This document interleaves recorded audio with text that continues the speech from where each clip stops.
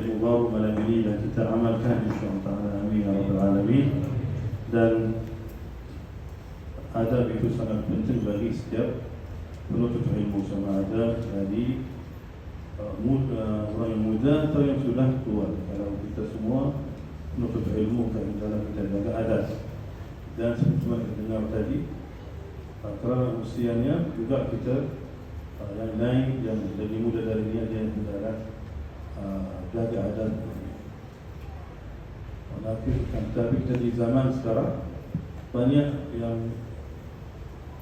dapat tarbiyah, dapat ilmu, belajar, dihantar luar, balik, tapi dia mensediakan hati mereka ini langsung tidak tahu atau tidak ada hubungan baik dengan guru mereka, langsung tidak hormat, bahkan dia fokus sahaja berkenaan duit berapa, guru boleh bagi berapa duit. Kalau Quran dia tak dapat.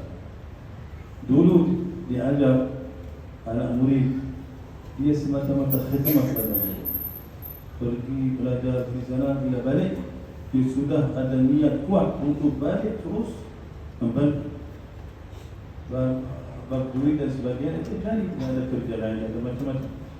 Tapi sekarang sudah dikembang guru itu, guru yang mana saja, guru ada duit atau tak ada duit, guru ada pangkat atau tak ada pangkat, yang kita dengar tadi.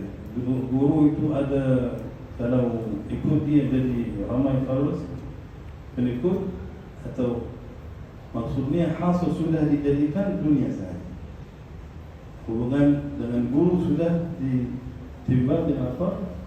Mizan dunia, bukan akhir. Padahal ilmu semua itu, dan bila orang datang belajar, hubungan antara guru dan anak murid adalah semua kerana Allah Subhanahu Wa Taala, langsung tak ada dunia dalam itu.